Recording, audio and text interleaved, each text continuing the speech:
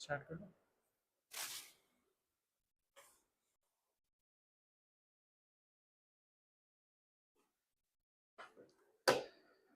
हाय दोस्तों, नमस्कार, आदाब, सत श्री अकाल, वेरी गुड इवनिंग। मैं आपका दोस्त एंड होस्ट शेषव कुमार आप लोगों के बीच एक बार दोबारा दोस्तों। This is the 6th session दोस्तों। 5 सेशन कैसा रहा है आप लोग जरूर अपने कमेंट में बताएं दोस्तों।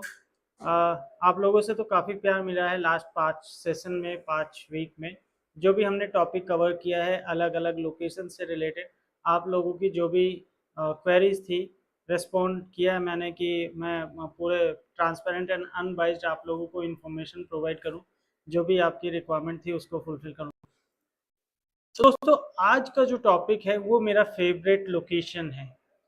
दोस्तों आज का जो टॉपिक है वो है यमुना एक्सप्रेसवे, जिसे ग्रेटर नोएडा का पार्ट भी हम लोग बोलते हैं। एंड यमुना एक्सप्रेसवे मैं उस टाइम से जान रहा हूँ जब मैंने रियल इस्टेट में कदम रखा था।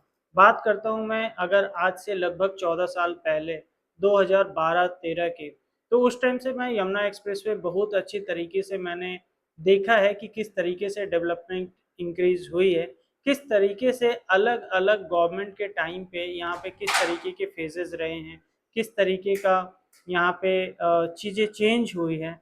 मैंने 3 गवर्नमेंट यहाँ पे देखे हैं इस दौरान, और तीनों गवर्नमेंट के टाइम पे किस तरीके से यमुना एक्सप्रेसवे का एक्सपोजर चेंज हुआ है, न्यूज़ चेंज हुआ है। और आज मैं कम से कम ये बोल सकता हूँ कि आज मैं अपनी आंखों से चीज़ों को कंप्लीट होते हुए देख रहा हूँ।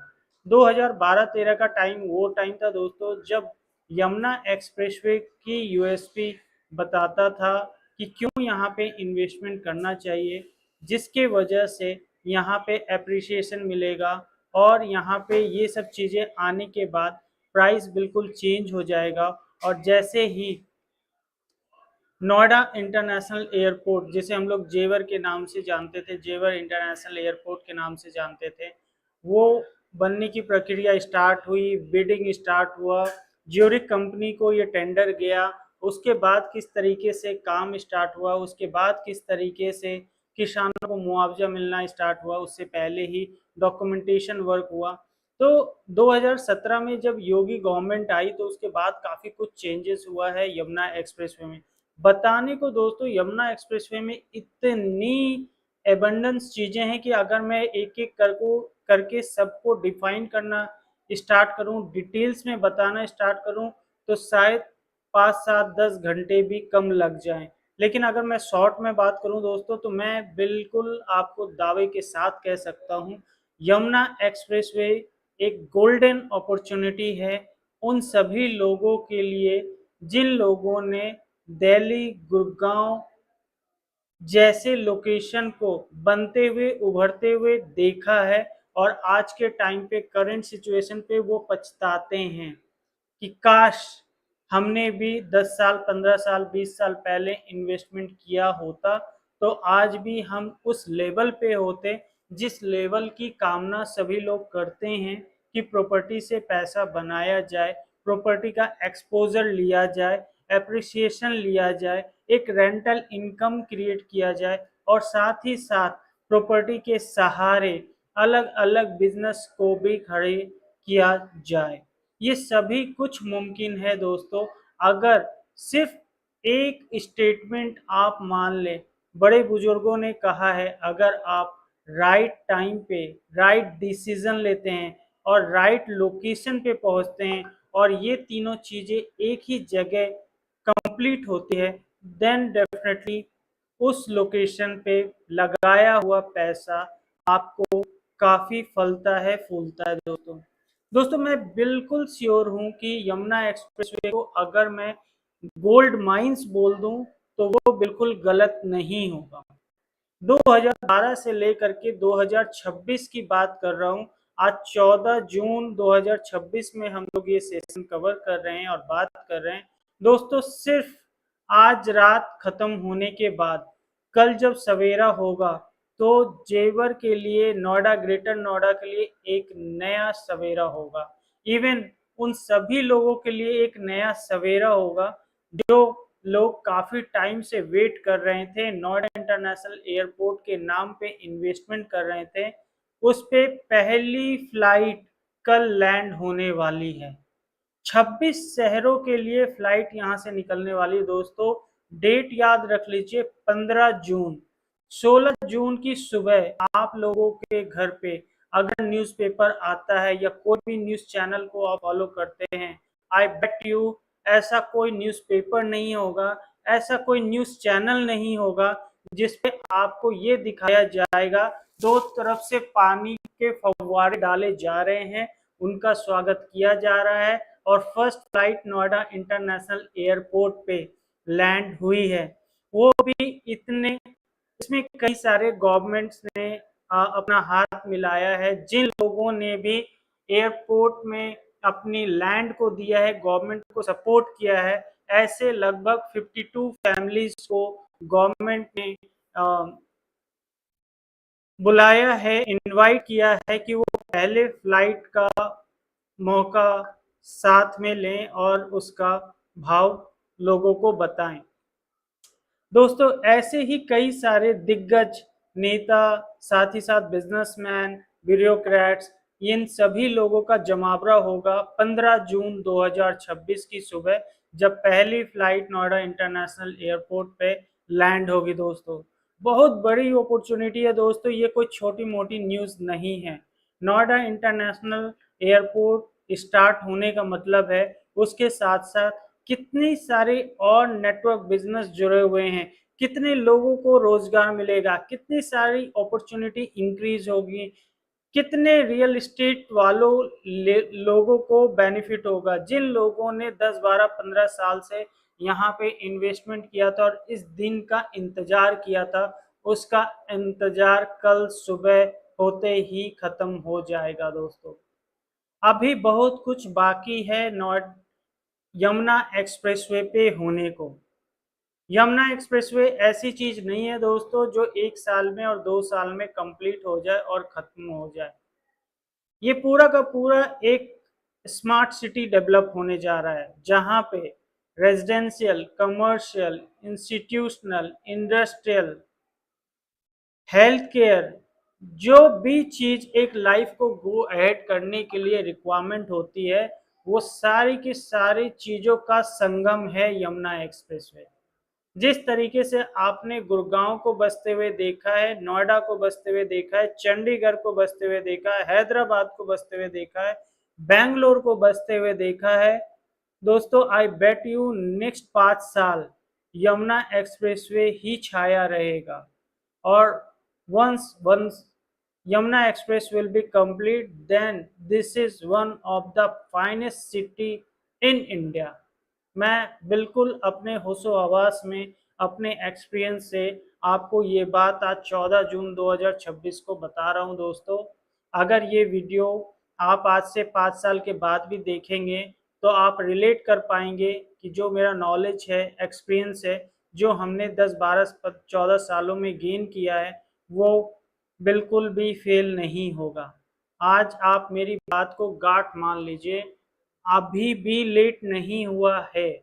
अगर आप रियल एस्टेट में इन्वेस्टमेंट करना चाहते हैं, Yamuna expressway is one of the finest sector, location जहां पे आपको इन्वेस्टमेंट करना चाहिए, करने के बारे में सोचना चाहिए।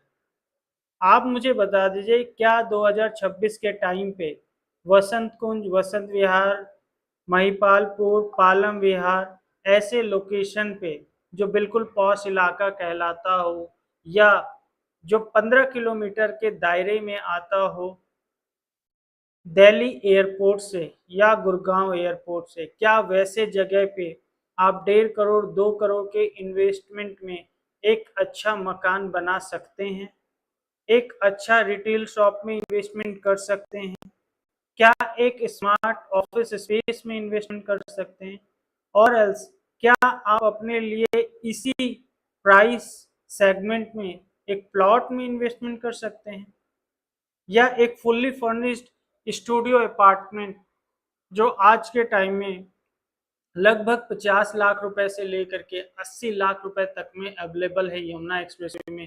क्या जब Noida international airport fully operational हो चुका होगा, यहाँ का कार्गो एयरपोर्ट ऑपरेशनल हो चुका होगा, डोमेस्टिक एयरपोर्ट ऑपरेशनल हो चुका होगा, इंटरनेशनल फ्लाइट्स रेडी हो चुकी होगी, और उसके साथ साथ जितने भी नेटवर्क्स में सबसे important industrial corridor, industrial sectors की बात करता हूँ, जिसमें सबसे बड़ा नाम आता है सेक्टर 28, 29, 32, 33। सेक्टर 21 में फिल्म सिटी है जो 1000 एकड़ में डेवलप होने जा रहा है। बहुत ही जल्द उसमें भी आप काम स्टार्ट होते हुए देखेंगे।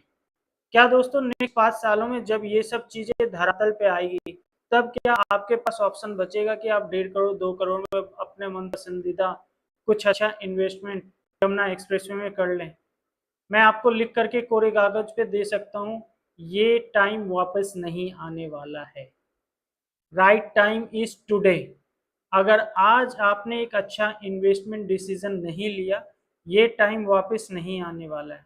फिर शायद आपके बच्चे यही याद करें कि अगर हमारे पेरेंट्स ने भी सही टाइम पे सही डिसीजन कर लिया होता और यमुना एक्सप्रेसवे में एयरपोर्ट के आसपास या फिल्म सिटी के आसपास या इंडस्ट्रियल कॉरिडोर के आसपास या यूनिवर्सिटी सेक्टर्स के आसपास कुछ भी इन्वेस्टमेंट किया होता, तो वो अपने आप को राजा समझते हैं। दोस्तों, राइट टाइम इज टुडे। आप देर ना करें। अगर आपको नॉलेज नहीं है, उसके लिए आप रियलिटी रिसर्च के सेल्स एक्सपर्ट टीम से जरूर कांटेक्ट करें, जहां पे प्योरली आपको ट्रांसपेरेंट एंड अनबाइज्ड इंफॉर्मेशन मिल जाएगी, जिससे आपका काम बहुत ही आसान होगा। दोस्तों, हमने 15 साल लगाए हैं यमुना एक्सप्रेसवे में रिसर्च करने में। रिसर्च के साथ साथ हमारे पास आज वो सारे इन आउटपुट्स हैं जिसके वजह से हम आपको बता सकते हैं कि किस जगह पे इन्वेस्टमेंट करना चाहिए, किस सेक्टर में इन्वेस्टमेंट करना चाहिए, किस डेवलपर के साथ इन्वेस्टमेंट करना चाहिए, कितना इन्वेस्टमेंट करना चाहिए, कब तक इन्वेस्टमेंट में रहना चाहिए और कब एग्जिट लेना है। दोस्तों, अगर आपको इन सभी चीज़ों के बारे में अच्छे से नॉलेज होगा, तो क्या आप बता दें कि आप फेल हो सकते हैं? क्या आपका इन्वेस्टमेंट फेल हो सकता है? नहीं होगा, बिल्कुल नहीं होगा, क्योंकि आपके साथ एक एक्सपर्ट का एडवाइस होगा, जिनको ऑलरेडी मार्केट का 15 साल से ज़्यादा का एक्सपीरियंस है। और जब एक टीम साथ में काम करती है, टीम में अलग अलग इंडस्ट्री के लोग होते हैं, अलग अलग एक्सपीरियंस ले करके आते हैं, तो उनके एक्सपोजर के साथ साथ आप सेफ एंड सिक्योर इन्वेस्टमेंट कर सकते हैं। दोस्तों, अगर यमुना एक्सप्रेसवे का मैप आपने अंडरस्टैंड नहीं किया है, तो आपको जरूर अंडरस्टैंड करना चाहिए, ताकि आपको पता लग पाए कि यमुना एक्सप्रेसवे कितने अच्छे तरीके से प्लानिंग की गई है। Residential, commercial, industrial, institutional, health care, greenery, साथ ही साथ स्पोर्ट्स फैसिलिटीज, इन सभी चीजों का इस तरीके से यमुना एक्सप्रेसवे एक कंबाइंड सॉल्यूशन है, जहां पे लोगों की इच्छा होगी बसने की। शायद आज से 10 साल 15 साल के बाद आपके हाथ से वो टाइम निकल जाए जब आप चाह करके भी वहां ना कुछ ले पाए। दोस्तों, उसकी तैयारी आज से ही होती है। मैं आपको एक छोटी सी अपनी स्टोरी बताऊं जो मेरे प्रैक्टिकल लाइफ से है। 2012 एंड 13 इज द टाइम जब मैंने रियल एस्टेट में एंट्री किया था। उस टाइम मेरे पास डिस्कवर बाइक होती थी। 126 में हमारा ऑफिस होता था। वहां से जिस साइट पे जाना होता था उसका डिस्टेंस अप्रॉक्स 60 से 65 किलोमीटर होता था। उस टाइम के बहुत बड़े डेवलपर होते थे, Jaypee developers, Jaypee associates, Jaypee infratech. दोस्तों, उन्होंने कई सारे प्रोजेक्ट्स लॉन्च किए थे, इवन सुपरटेक, गौर, ऑरिस। दीज आर द डेवलपर्स जिनके साथ हम 2012, 13, 14, 15 में हमने काम किया था। और बहुत अच्छे तरीके से ऑल ओवर इंडिया से हमारे पास इंक्वायरी आती थी, लोग अपना इंटरेस्ट शो करते थे और लोगों ने भर भर के बुकिंग करी थी। रीजन क्या था? रीजन ये था, इंफ्रास्ट्रक्चर डेवलपमेंट, गवर्नमेंट सपोर्ट, उनकी प्लानिंग, बड़े बड़े डेवलपर्स का एंट्री, और एक ऐसे लोकेशन पे जहाँ पे कनेक्टिविटी एबेंडेंस हो, जहाँ पे ये सारी चीज़ों का संगम हो, क्योंकि जो नया शहर बसता है वहाँ पे काफ़ी सारे अवेलेबल लैंड्स होते हैं जहाँ पे इस तरीके से प्लानिंग की जाती है। आज अगर आप देखें तो गुड़गांव भी शायद इस लेवल की प्लानिंग नहीं की गई है। आप लोगों को पता होगा, जब भी बारिश आता है तो हर साल जब हम बारिश के टाइम पे अपना न्यूज़ चैनल ओपन करते हैं तो हमारे सामने क्या दिखाई पड़ता है? लंबे लंबे ट्रैफिक जैम, वाटर लॉगिंग। ऐसे सोसाइटी के सामने, जिस सोसाइटी के सामने 100 करोड़ का अपार्टमेंट बिकता है, उसके सामने ये हाल है। ऐसे सोसाइटी के सामने जहां पे 50 करोड़ का प्रॉपर्टी है और उसके बाहर रोड में गड्ढे हैं, स्मूथ ड्राइव आप नहीं कर सकते, 80 की स्पीड में आपकी गाड़ियां नहीं चल सकती है। ये इंफ्रास्ट्रक्चर है गुड़गांव का। उसके बाद भी डिमांड कम नहीं हो रही है। रीजन क्या है? रीजन दो चीजें हैं। एक है डेफिनेटली एयरपोर्ट की कनेक्टिविटी, दूसरा है एम्प्लॉयमेंट अपॉर्चुनिटीज। आज जितने भी आप वर्ल्ड लेवल के कॉर्पोरेट्स या एमएनसीज का नाम जानते हैं, वो सभी कंपनीज का ऑफिसेस, इधर कॉर्पोरेट ऑफिसेस, इधर ब्रांच ऑफिसेस, इधर हेड ऑफिस गुड़गांव में अवेलेबल है। यही ट्रेंड चेंज होने जा रहा है दोस्तों। आप नाम लीजिए ऐसे कंपनीज का, ऐसे ब्रांड्स का जिनकी आपको नॉलेज हो।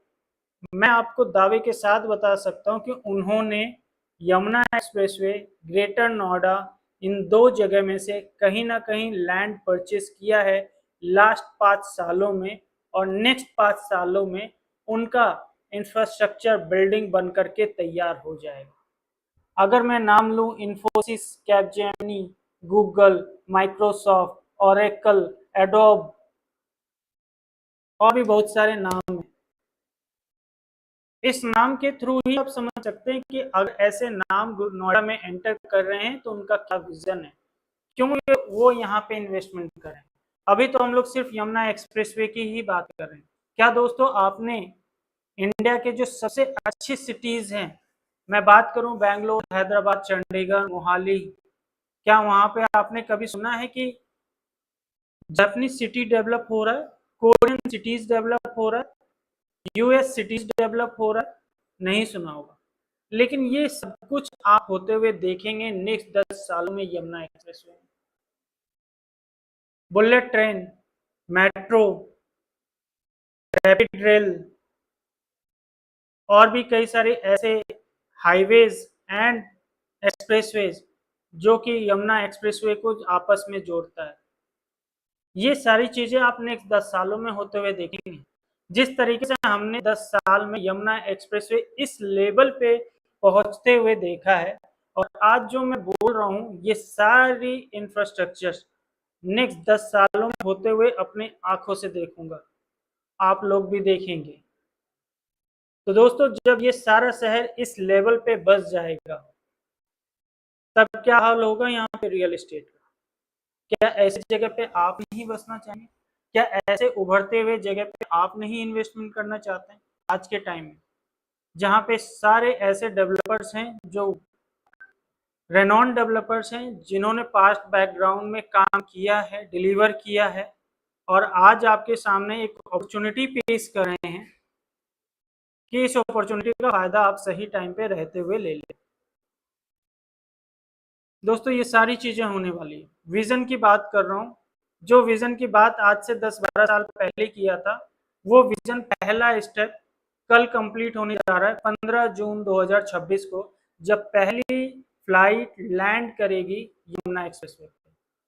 साथ ही साथ हमने बात किया था F1 ट्रैक की, ऑलरेडी हमारे सामने कंप्लीट है। ऑलरेडी 3 रेसेस ऑलरेडी यहाँ पे हो चुके हैं। इट माइट बी पॉसिबल 2027-28 में एक रेस और भी हो जाए।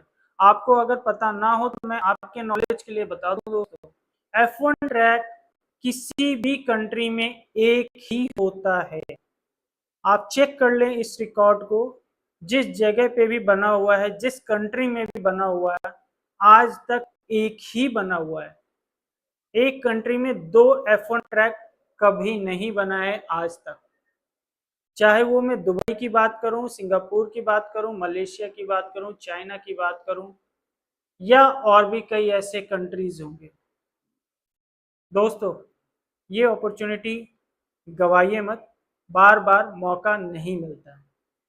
कई सारे, यमुना एक्सप्रेसवे की बात करता हूं तो यमुना एक्सप्रेसवे सिर्फ जेवर तक ही स्थित नहीं है। यमुना एक्सप्रेसवे का पूरा जो डिस्टेंस है, जो 0 किलोमीटर ग्रेटर नोएडा से स्टार्ट होता है, खत्म होता है आगरा पे जाकर के, जो कि पूरा डिस्टेंस है 165 किलोमीटर का। इसके बीच में यमुना एक्सप्रेसवे कई और कनेक्टिविटी मिल जाती है, जिससे देश के अलग अलग शहर जुड़ पाते हैं। मैं बात करूं ईस्टर्न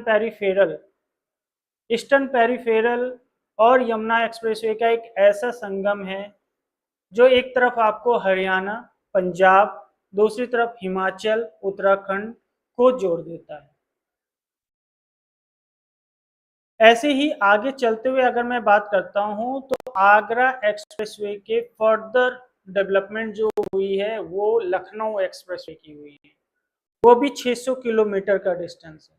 इसके बीच में गंगा एक्सप्रेसवे, इसके बीच में पूर्वांचल एक्सप्रेसवे, ये सारे ऐसे एक्सप्रेसवे हैं जो इंडिया के नब्स बोले जाते हैं, जो इंडिया के अलग अलग शहर से यमुना एक्सप्रेसवे से किसी ना किसी तरीके से जुड़ जाते हैं।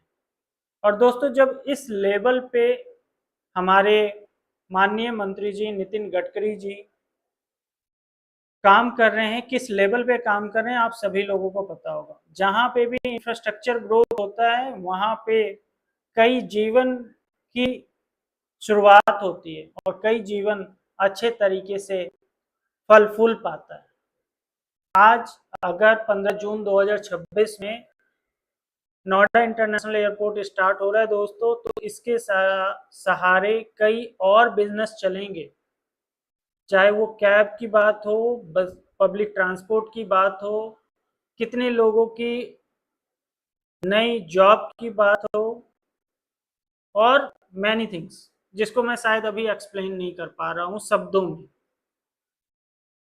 लिखित में तो कई सारी चीजें बता सकता हूँ, शायद शब्द कम पड़ रहे हैं उस चीज को डिफाइन करने के लिए, बट आप मेरे शब्दों पे मत जाएं, भावनाओं से समझें कि नोएडा इंटरनेशनल एयरपोर्ट एक तरीके से एक लाइफलाइन बनने जा रही है।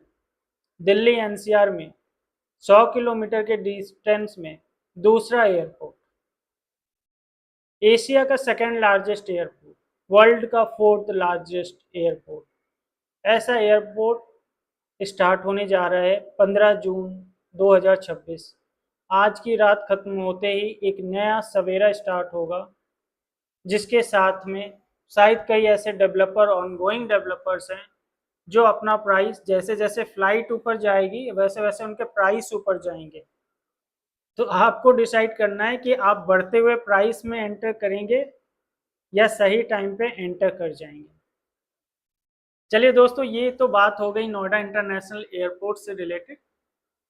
इसके साथ साथ में मैंने कुछ सेक्टर्स के नाम आपको बताए हैं, सेक्टर 28, 29, 32, 33, 21, 22, ये सब 22D, 18, 20, ये सब कुछ ऐसे सेक्टर्स हैं जो आज के टाइम में बहुत अच्छे लेवल पे काम हो चुका है, लोग रहने भी लगे हैं कुछ सेक्टरों में, और जिन सेक्टरों का नाम इंडस्ट्री के अंदर आता है उसमें डेडिकेटेड जोन बन चुका है, कि वो फुटवेयर जोन होगा, गारमेंट जोन होगा, मेडिकल असेंबलिंग जोन होगा, सेमीकंडक्टर जोन होगा, या डेटा सेंटर्स होंगे, और ईवी चार्जिंग स्टेशन से रिलेटेड जो इक्विपमेंट्स बनते हैं, ड्रोन से रिलेटेड जो इक्विपमेंट्स बनते हैं, ये सारी चीज़ें होने वाली है और होते हुए हमें बहुत जल्द दिखेगा। सिर्फ और सिर्फ मुझे लगता है 5 साल का वो टाइम होगा जब इंडस्ट्रियल कॉरिडोर पे भी, इंडस्ट्रियल सेक्टर्स पे भी बहुत ज़ोर शोर से काम चलेगा। दोस्तों, अगर मैं सेक्टर 32-33 की बात कर लूँ तो लास्ट मैंने 15 दिन पहले ही विजिट किया था, और मैं आपको बता सकता हूँ 4 साल के बाद मैं वहाँ पे गया था। 4 साल पहले एक कंपनी जो सबसे पहली कंपनी थी उनका काम स्टार्ट हुआ था, और मैं शॉक्ड हो चुका हूँ कि नेक्स्ट 3 साल 4 साल में वहाँ पे आज 150 से ज़्यादा कंपनीज का ऑलरेडी मैन्युफैक्चरिंग यूनिट्स ऑपरेशनल हो चुका है, और नेक्स्ट 4 साल में इसके 4 टाइम्स आप इंडस्ट्री को ऑपरेशनल होते हुए देखेंगे। तो आप मुझे बता दीजिए दोस्तों, जहाँ पे रोजगार हो, जहाँ पे हेल्थ केयर हो, जहाँ पे इंस्टीट्यूशंस हो, जहाँ पे एयरपोर्ट हो, जहाँ पे इकोनॉमी रन हो रही हो, क्या वहाँ पे रियल इस्टेट फ्लॉप हो जाएगा? देखा है आपने कभी ऐसा कोई शहर?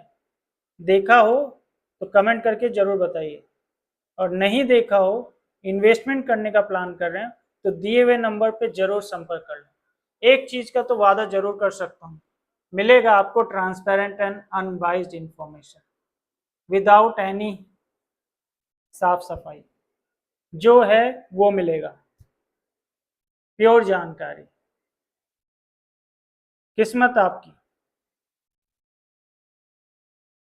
तो दोस्तों चलिए कुछ क्वेश्चन ले लेता हूँ। आई थिंक मैंने कुछ ज़्यादा कुछ कम टाइम में ही यमुना एक्सप्रेसवे के बारे में बताया आपको। मैं आपको इस वजह से भी बता पाया हूँ क्योंकि मैं यहाँ पे पिछले 14-15 सालों से काम कर रहा हूँ, और this is one of the favourite location. और इतनी खुशी है मुझे, कल जब पहली फ्लाइट लैंड करेगी ना, तो दिल को सुकून मिलेगा। रीज़न, कम से कम मैंने 100-150 से ज़्यादा लोगों का इन्वेस्टमेंट जो पिछले 12-15 सालों में करवाया है। सबसे पहली लाइन होती थी, Noida international airport is going to be develop सून।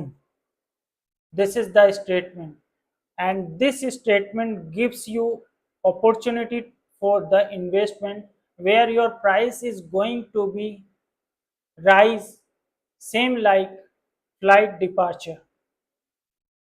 दोस्तों वो दिन आ गया है, 15 जून 2026। 16 जून 2026 वो दिन होगा जब सभी तरीके के आर्टिकल्स, न्यूज़पेपर, न्यूज़ चैनल्स भरे हुए होंगे। वो चीज मैं आपको 2 दिन पहले 14 जून 2026 को बता रहा हूँ। इसी दिन का सपना देखा था एज ए रियल्टर। जो कह रहा हूँ वो चीज कंप्लीट हो, उसकी खुशी एक अलग आती है। ये चीज होने जा रहा है, ये कोई छोटी मोटी चीज नहीं है, और बिल्कुल ये संभव हुआ है। For the support of all the farmers, for the support of all the bureaucrats, for the support of all the government departments, most of the things, most of the important thing is योगी सरकार, BJP सरकार की वो नियत कि इतने सालों से जो रुका हुआ काम है उसे कंप्लीट करना है, और कंप्लीट करके दिखाया। और ट्रांसपेरेंसी क्या चाहिए होता है।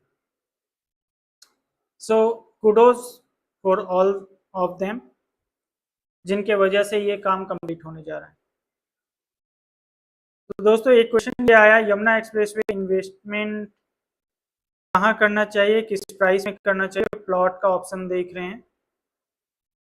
तो मीरा जी आपको मैं बताता चलूं, यमुना एक्सप्रेसवे जहां से स्टार्ट होता है 0 पॉइंट से, वहां से लेकर के टिल नेक्स्ट 65 टू 70 किलोमीटर्स के बीच में जो रेजिडेंशियल जोन है वो मेजरली सेक्टर 18, 20, 22D और 24, ये सब कुछ सेक्टर आते हैं, जिसमें मेजरली आपको सेक्टर 18 और 20 में ऑथोरिटी के द्वारा निकाले हुए 5 प्लॉटिंग ऑप्शंस मिलते हैं, जहां पे आपको 100 metre, 120 metre, 162 metre, 112 metre and even छोटे plots, then 300 metre plots, 300 metre के बाद 500 मीटर प्लॉट्स, 1000 मीटर प्लॉट्स, ये सारे ऑप्शंस मिलते हैं। अगर आप ऑथोरिटी के प्लॉट्स में ऑप्शन ढूंढ रहे हैं तो ये सेक्टर्स आपके लिए है। अगर आप ग्रुप हाउसिंग सोसाइटी में प्लान कर रहे हैं तो वहाँ पे आपको ऑप्शंस मिलता है। गौर यमुना सिटी जो एक 250 एकड़ की टाउनशिप है, वहाँ पे आपको छोटे प्लॉट से लेकर के बड़े प्लॉट तक के ऑप्शंस मिल जाते हैं। अफोर्डेबल सेगमेंट से लेकर के लग्जरी प्रीमियम सेगमेंट तक के ऑप्शंस मिल जाते हैं। इवन विलास के ऑप्शन, अपार्टमेंट के ऑप्शन, शॉप्स के ऑप्शन, ऑफिस स्पेस के ऑप्शन, स्टूडियो अपार्टमेंट के ऑप्शन, ये सारी चीजें आपको गौर यमुना सिटी जो 250 एकड़ का इंटीग्रेटेड टाउनशिप है, बहुत ही सुंदर प्यारा श्री कृष्ण जी का 107 फीट की मूर्त आपको वहां पे मिलेगी जो बहुत ही मन भावक है। और उसके अंदर, उसके नीचे जो मंदिर है वो तो वाह वाह, जय श्री राधे, क्या मंदिर है, जरूर दर्शन करके आए। आई बेट यू अगर आपने दर्शन करके इन्वेस्टमेंट किया तो आपका इन्वेस्टमेंट सफल होगा। ऐसे ही और भी प्लॉट के ऑप्शन है। और इस ग्रीन वे सेक्टर 22D में ऑप्शन मिल जाता है। बहुत अच्छी सोसाइटी है, 100 एकर्स की टाउनशिप है। मेजरली 90% एरिया या ग्रीनरी और प्लॉटिंग का कॉम्बिनेशन है। बहुत ही लो डेंस प्रोजेक्ट है। वहाँ पे साइजेस आपको छोटे नहीं मिलेंगे, 150 गज से स्टार्ट होता है। 150 गज, 250 गज, 350 गज, 500 गज, 700 गज के साइजेस आपको मिलेंगे। अभी रिसेंटली ऑरिस ग्रुप ने अपना हाई राइज प्रोजेक्ट लॉन्च किया है। लो डेंस प्रोजेक्ट है, प्रीमियम प्रोजेक्ट है, गोल्फ फेसिंग प्रोजेक्ट है, और भी बहुत सारी यूएसपीज है। इसके बारे में अगर आप जानना समझना चाहते हैं तो दिए हुए नंबर पर संपर्क कर लीजिए या अपनी क्वेरी मैसेज कर दीजिए, मेल कर दीजिए। We will try to give you best solution. इसके अलावा लास्ट ईयर 2025 में 2 अपॉर्चुनिटी और आई कैन से 3 अपॉर्चुनिटी आई थी, जिसमें से 2 अपॉर्चुनिटी प्लॉटिंग इन्वेस्टमेंट में एस ग्रुप के द्वारा लाया गया था। S acre village is one of the project, S state is the another project. इसके अलावा एटीएस ग्रुप का ATS province D Olympia is also one of the good plotting township, जहां पे 150 गज, 200 गज, 300 गज के प्लॉट्स निकाले गए थे। प्रिसाइजली 210 गज और 270 गज के प्लॉट्स निकाले गए थे। काफ़ी अच्छा डेवलपमेंट हो चुका है।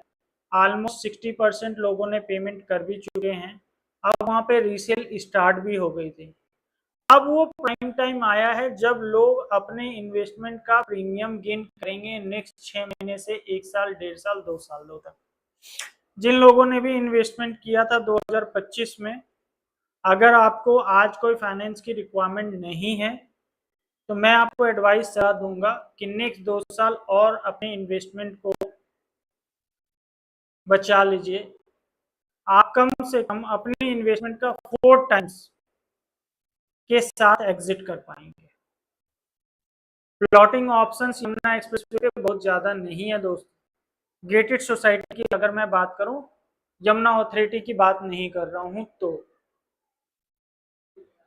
यमुना अथॉरिटी का time to time plotting options निकलता जा रहा है। सिर्फ और सिर्फ किस्मत वाली बात है। 300-400 प्लॉट्स निकलते हैं तो लगभग 2 लाख एप्लीकेशन आता है। तो आप समझ लीजिए आपका नंबर कब आएगा। और अगर आ जाता है तो आप अपने आप को बहुत भाग्यशाली समझे, क्योंकि जो प्लॉटिंग का रेट यमुना अथॉरिटी में मिल जाएगा आपको आज, वो शायद आप नोएडा की कच्ची कॉलोनी में ले पाए या गुड़गांव की कच्ची कॉलोनी ले पाए। ट्राई करते रहिए, वी नेवर नो किसकी किस्मत कब जाग जाए और राधा रानी की कृपा कब किस पे बरस जाए।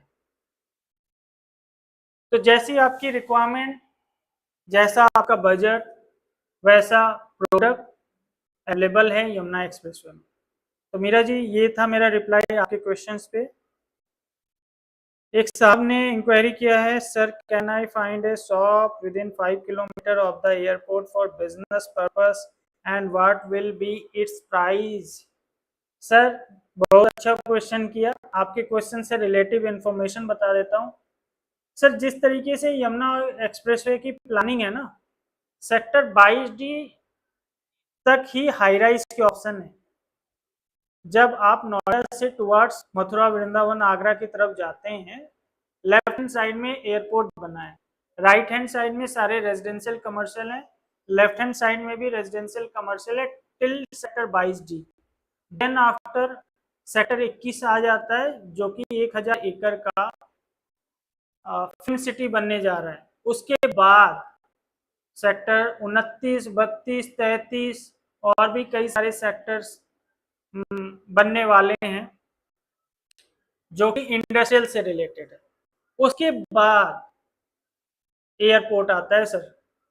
तो 5 किलोमीटर तो भूल जाइए, जो पॉलिसी बनाई गई है उस पॉलिसी के अकॉर्डिंगली और एयरपोर्ट अथॉरिटी का भी जो एक नॉर्म्स है उसके अकॉर्डिंगली एयरपोर्ट से लगभग 12-15 किलोमीटर का दायरा होता है जहां पे किसी भी तरीके का हाई राइज का डेवलपमेंट नहीं हो सकता है, लो राइज की डेवलपमेंट होती है। और आपकी जो क्वेरी है शॉप्स की, आज के टाइम में ज़्यादातर डेवलपर इस तरीके से गेटेड सोसाइटी डेवलप कर रहे हैं कि फ्रंट रोड पे जो भी लैंड आता है उस पे कमर्शियल की डेवलपमेंट हो, और एल्स लैंड ही कमर्शियल हो जिसपे कमर्शियल डेवलपमेंट होगी, उसके पीछे रेजिडेंशियल की डेवलपमेंट हो। तो आज कुछ कमर्शियल शॉप्स के ऑप्शंस हैं, सेक्टर 22D में मिलेंगे आपको, सेक्टर 18 में मिलेंगे आपको, ज़्यादातर सेक्टर 19 गौर यमुना सिटी में मिलेगा आपको, और एल्स आने वाले टाइम में और भी जो नई सोसाइटी डेवलप होगी जो सेक्टर 22D के इर्द गिर्द ही होना है, वहां पे ही शॉप्स के ऑप्शन मिलेंगे। तो आप एयरपोर्ट से कितना भी कोशिश कर लीजिए तो सबसे नज़दीक 12-15 किलोमीटर के डिस्टेंस पे ही रहेंगे। और भैया शॉप्स क्यों इन्वेस्टमेंट करना है? शॉप्स इस वजह से इन्वेस्टमेंट करना है ताकि शॉप्स का अच्छा रिटर्न मिले। अच्छा रिटर्न तो तब मिलेगा ना जब शॉप पे लोग आएंगे, लोग तो तब आएंगे ना जब लोग आसपास रह रहे होंगे। तो लोग तो रहेंगे ही सेक्टर 22D में, सेक्टर 18 में, 20 में, 19 में।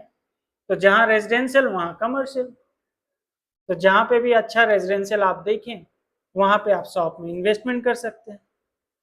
अब डिपेंड ये करता है कि वो हाई राइज में सोसाइटी शॉप है, या वो एक कमर्शियल कॉम्प्लेक्स है, या वो एक मॉडर्न मॉल है।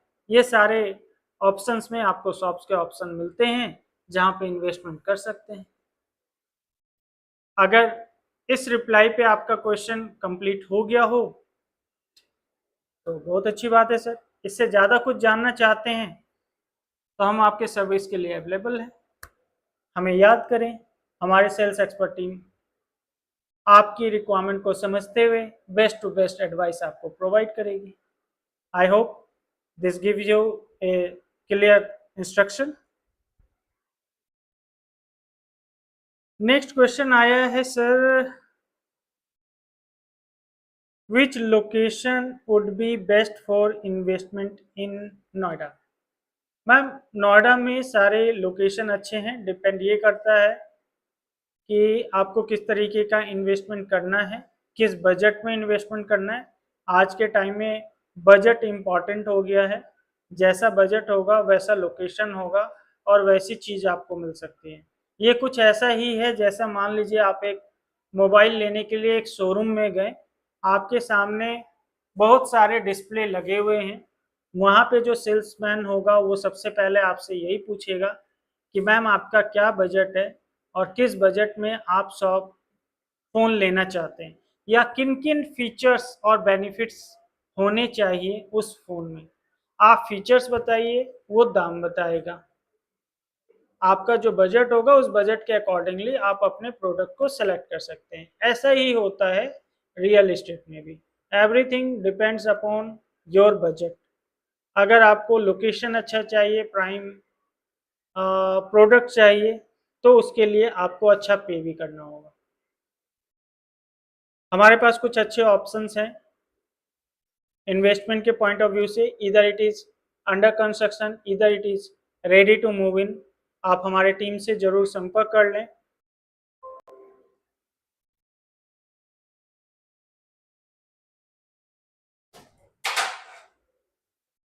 हो गया, हो गया, हो गया। एक क्वेश्चन आया है सर, मेरा एक क्वेश्चन और था आपसे कि ज़्यादा प्रॉफिट किस में होता है, फ्लैट्स, रेंटल इनकम या कमर्शियल, दोनों में से किस में प्रॉफिट है? सर जब रेंटल की बात करते हैं तो रेजिडेंशियल कमर्शियल दोनों ही एक दूसरे से अलग है। रेजिडेंशियल में हमेशा 2.5 से 3% तक आपको आरओआई आ सकता है, यील्ड आ सकता है, रेंटल यील्ड। जबकि कमर्शियल की अगर मैं बात करता हूं तो 6% से लेकर के 8% तक आपको रेंटल यील्ड और एल्स आपको एप्रिसिएशन इससे ज़्यादा ही मिलता है। रेंटल यील्ड की बात कर ले तो 6 से 8% का रेंटल मिलता है, तो बहुत बेसिक ही डिफरेंस है।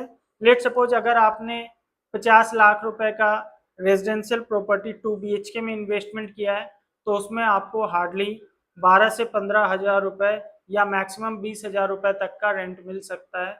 डजंट मैटर वो किस लोकेशन पे हो, बहुत अच्छे लोकेशन पे हो तो 20 हज़ार में मिल जाएगा, उभरते हुए शहर पे है तो 15 से 17 हज़ार, या बिल्कुल थोड़ा सा अभी आउटर साइड में है तो 10 से 12 हज़ार। ये सारे हमारे सामने ऑलरेडी एग्जाम्पल है जहाँ जिसके अकॉर्डिंगली मैं आपको बता रहा हूँ ऐसा रिटर्न मिलता है।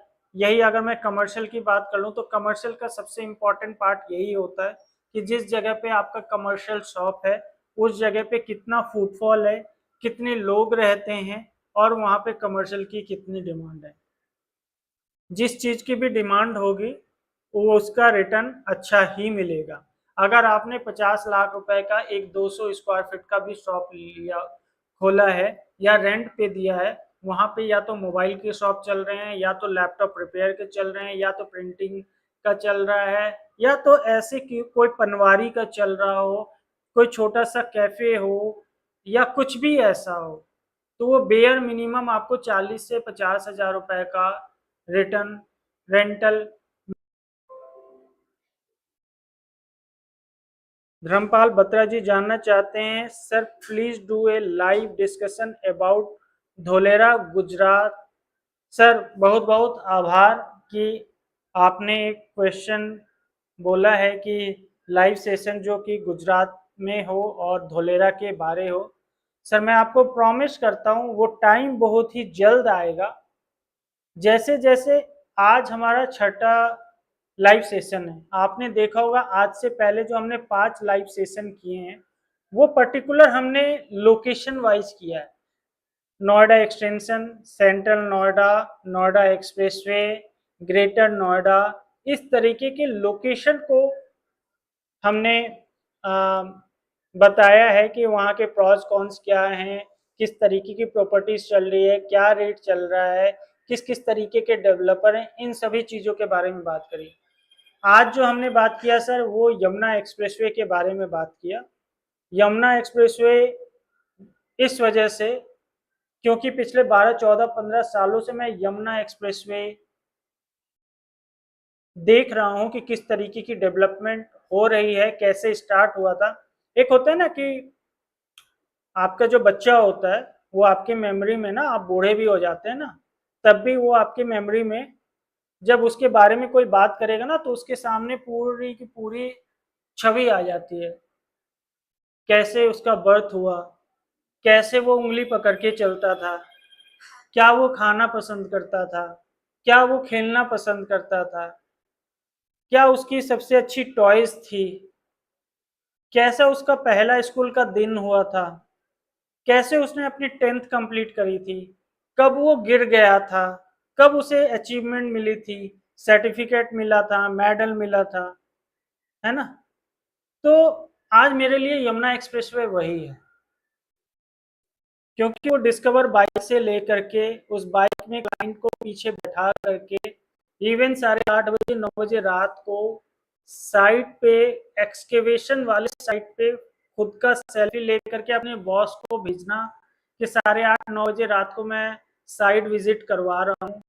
आज मैं आपसे बात करूँ तो मेरे मेमोरी में ना वो सारी चीजें घूम रही है किस तरीके से मैंने 14-15 साल में काम किया है और लोगों को बेनिफिट हुआ है। मैंने वहाँ पे अभी जैसे मैंने एक एग्जांपल लिया कि 8:30-9 बजे रात को साइट विजिट कराया था, एक्सकेवेशन हो रहा था। दोस्तों इतनी अच्छी खुशी मिली थी ना जब वो प्रोडक्ट बन करके की हैंड ओवर सेम क्लाइंट को मिला था। मात्र 3200 रुपए की इन्वेस्टमेंट जिस दिन उनको की हैंड ओवर मिला था उस दिन तक 7000 रुपए पहुंच चुका था। आपको बताते हुए मुझे बहुत ही गर्व महसूस होगा दोस्तों, आज उस प्रोडक्ट का कीमत 9,500 से 10,000 रुपए तक हो चुका है। जो प्रॉपर्टी 32 लाख रुपए में बेचा गया था ना 2014 में, आज उस प्रॉपर्टी की वैल्यू 1,20,00,000 रुपए है और टाइम हुआ है मात्र 12 साल। पहली मीटिंग जब मैं उस क्लाइंट के साथ कर रहा था, मेरी प्रेजेंटेशन का पार्ट था यमुना एक्सप्रेसवे के की highlights areas, Noida international airport, F1 track, eastern peripheral, film city, industrial corridor, Mathura Vrindavan Agra connectivity, Aligarh Tappal connectivity, Noida Faridabad Gurgaon connectivity, bullet train, metro station, public transport, institutions, universities, colleges, 5 star and 7 star hotels, ये सारी चीज आज धरातल पे है दोस्तों। तभी मैंने कहा था यमुना एक्सप्रेसवे तो मैं आंख बंद करके नींद में भी बता सकता हूं। इस वीडियोस को जो आज लाइव सेशन है, इस वीडियो को मैं 5 साल बाद दोबारा रिकास्ट करूंगा, दोबारा रीपोस्ट करूंगा और रिलेट करवाऊंगा। आप लोगों में से जितने लोग साथ में होंगे, आप बताइएगा अगर मैंने अपने वादे को पूरा नहीं किया हो।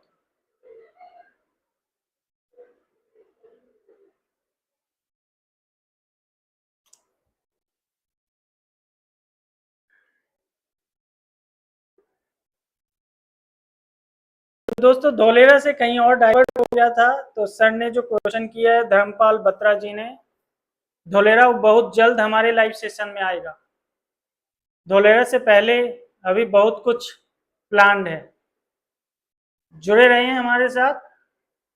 एनसीआर के अलावा एनसीआर के बाहर भी बहुत जल्द आपको बताता हुआ मिलूंगा और बहुत जल्द धोलेरा और गिफ्ट सिटी तक भी पहुंचूंगा। जुड़े रहें सर, आपकी क्वेरी जरूर सॉल्व करूंगा।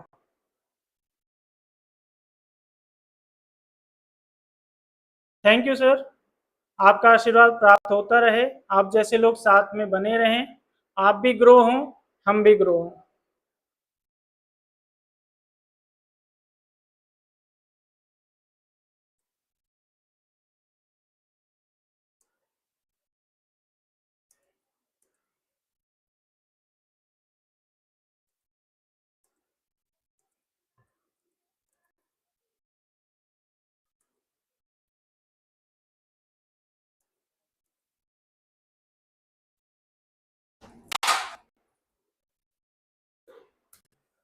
दोस्तों अभी तो ये बात हुई ही नहीं है कि यमुना एक्सप्रेस में किस किस तरीके के डेवलपर्स हैं और किस तरीके का प्रोजेक्ट चल रहा है, किस तरीके का प्राइस चल रहा है, किस तरीके का पेमेंट प्लान चल रहा है।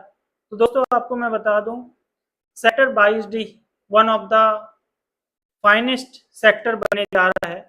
ऐसा सेक्टर जहां पे कोई आपको मीडियोकर सेगमेंट के डेवलपर्स नहीं मिलेंगे, जिनका एक वास्ट बैकग्राउंड है, जिन्होंने डिलीवरी दी हुई है, वो अपने अपकमिंग प्रोजेक्ट के साथ आ रहे हैं। आज के टाइम में अगर आपने देखा होगा तो लास्ट 2 सालों में एल्डेको, गौर जैसे डेवलपर ने प्रोजेक्ट लॉन्च किया, हाई राइज प्रोजेक्ट।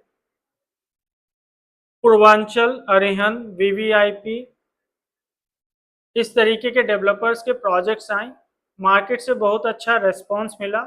जिन लोगों ने रेरा आने से पहले प्री लॉन्च में भी रिस्क लिया, टिल द टाइम जब तक RERA number with in 2 to 3 months आया है, उनको एक 2,000 से 3,000 रुपए का जंप 1 से 2 महीने के अंदर ही मिल गया। एंड अगर वो अपने इन्वेस्टमेंट पे 1 साल 2 साल रुक चुके हैं तो उन लोगों को बहुत अच्छे तरीके से पता होगा कि जिस प्राइस पे उन्होंने इन्वेस्टमेंट किया था आज उसका एप्रिसिएशन लगभग 25 से 30% हो चुका है और सिर्फ कल सवेरा जब होगा उसके बाद बिल्डर्स किस तरीके से प्राइस रिवाइज करेंगे उन्होंने कभी इमेजिन भी नहीं किया होगा। और जब फुल फ्लेज बहुत ही जल्द 26 शहरों के लिए जब फ्लाइट यहाँ से लैंड करने लगेगी या डिपार्चर करने लगेगी तो दोस्तों रियल एस्टेट किसी और जगह पहुंचेगा। आपका इन्वेस्टमेंट कभी खराब नहीं होगा। अगर आप नया भी प्लान कर रहे हैं तो बहुत जल्द प्लान कर लीजिए क्योंकि अब टाइम ज़्यादा नहीं बचा है जब वहाँ का 8,000 10,000 रुपये का रेट 15,000 रुपये हो जाए और ये होते हुए शायद आपको 2026 में ही खत्म होते होते दिख जाए। कुछ अच्छे बिल्डर का नाम लूं, Gorsons is one of the developer, ATS is another developer, Arihant, VVIP, Eldeco. Okay, आने वाले टाइम में आपको बहुत सारे और भी न्यू डेवलपर्स वहाँ पे एंट्री करते हुए मिल जाएंगे दोस्तों जिन्होंने ऑलरेडी लैंड परचेज कर लिया है बट उन्होंने अभी मार्केट में अपना न्यूज़ ओपन किया नहीं है। But we know some of the internal news जिसके थ्रू हमें ये पता है कि आने वाले टाइम में 22D का और यमुना एक्सप्रेसवे का ग्रेटर नोएडा का कायाकल्प होने वाला है। तो अपनी सीट की पेटी बांध ले, जल्दी से अपनी सीट पकड़ ले ताकि आपका फ्लाइट छूट ना जाए। इन्हीं शब्दों के साथ आज का सेशन मैं एंड करता हूं, आप लोगों से विदाई लेता हूं और वादा करता हूं अगली बार अगले सेशन में एक जोरदार इंफॉर्मेशन, एक जोरदार न्यूज़ के साथ और नए इंफॉर्मेशन के साथ, नए लोकेशंस के साथ आपके सामने हाजिर होऊंगा आपके सवालों का जवाब देने के लिए और आपसे रूबरू होने के लिए। टिल द टाइम, जय हिंद, जय भारत, नमस्कार।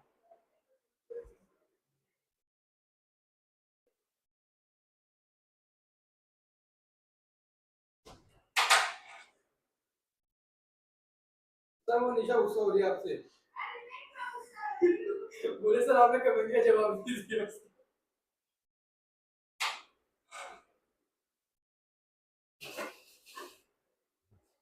यूट्यूब पे इस पे भी ऐड चल रही थी अभी, जो भी आके देख रहे थे ना सर, 2 ऐड चल रही है, कोई सी भी चल रही थी अभी। सर एल डेको का प्रमोशन हो रहा था पीछे।